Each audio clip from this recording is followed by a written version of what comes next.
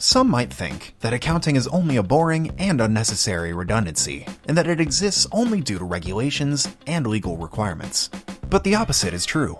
Accounting exists because it plays an extremely important role in running a business. Let's illustrate this with a simple example. Meet Adam.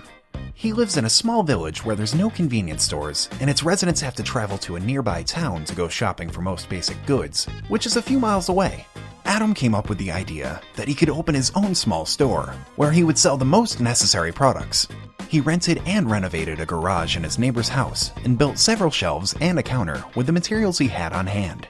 Then he went to the wholesaler and bought goods for a total amount of $1,000. He knew the prices of items from the store in town, and he set his prices at the same level. He expected that his potential customers will be more willing to buy from him than drive a few miles, since the prices are the same. Of course, these prices were higher than the prices at which he bought his merchandise. Adam bought the same goods every week and sold them at the same prices.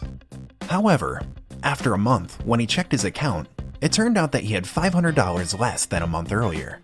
It's impossible. I must have been robbed, Adam thought. However, all account activity was in order, and nobody attacked him in the store either. So what went wrong? In the evening, Adam sat down and took his bills and notes he had kept during work. He wrote down all the expenses on one side, adding up 4 bills from the warehouse for $1,000 each. Then he took bills from the gas stations. There were 5 of them for the amount of $100. At the end, he added the amount for the monthly rental of the premises, i.e. $500. The total was $5,000. On the other side, he wrote down his total sales by week. Adam realized that even though he was getting more money for the goods than he paid for them, the store had brought him a loss. He began to wonder what to do. Not only do I have to break even, but I also have to make a living from this business, he thought. We can see that if someone wants to run a business without even the simplest of calculations, he will be at the mercy of fate. It might as well turn out that Adam gained a lot from his company, but without any calculations, he would not be able to analyze and optimize his business. Also, when in a crisis, he would have a problem finding the reason why he suddenly stopped earning money. So, Adam started counting. As we saw, he learned that his business took losses, but he didn't yet know why, so he started to look for a reason. At the very beginning, he checked how individual products were selling. It turned out that every 3 days, he was selling all the bread he bought, every 4 days, all the vegetables, and every 5 days, all the fruit. He also realized that some of the cleaning products didn't sell, because they are longer-lasting products, so people don't buy them every week. At the same time, some products, such as juices, went bad rather quickly, which caused Adam to throw away half of them every week. After counting everything up, Adam made a shopping list, but this time, he decided he would buy more prepackaged bread, vegetables, and fruit so he wouldn't run out so quickly.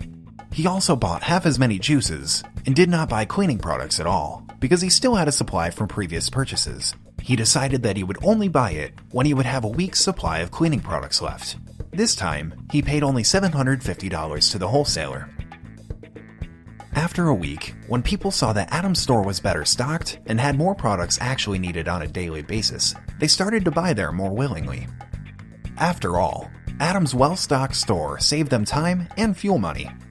Sales became higher and more stable. Adam's clients spent in his store $1,500 every week. And every week, Adam would go to the wholesaler and buy best-selling products, and once every 4 weeks, he would also buy cleaning products. This meant that he bought products for $750 3 times a month, and once a month he bought for $1,000. At the end of the month, Adam calculated his sales and expenses again.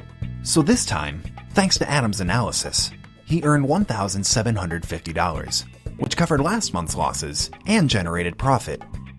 However, it would not be possible if it were not for the calculations he made. 10 years have passed. During this time, Adam expanded his business and his profits grew.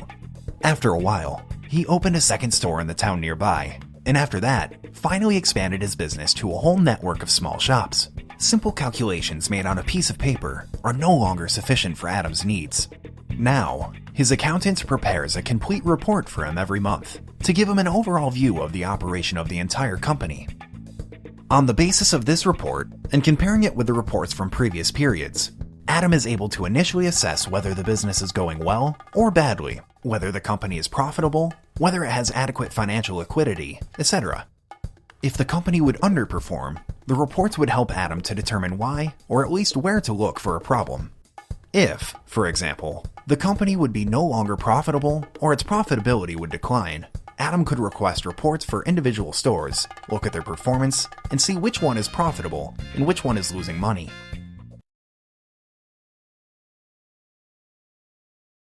Then, he will look for reasons why this store is not profitable, analyze its income and costs. There can be various reasons for a store to underperform. For example, Adam can find out that the sales have dropped significantly. To find out why it dropped, he will need to talk to the store manager. However, thanks to his analysis, he knows what the problem is and what to ask about. To sum up, Adam from 10 years ago, who did everything by himself in his small convenience store, needed only the simplest calculations. He certainly didn't need complicated reports because he personally knew about everything that was happening in his store. However, with the growth of business, when Adam stopped personally participating in most of the processes in his company, efficient management of the company is possible thanks to accounting, which provides him with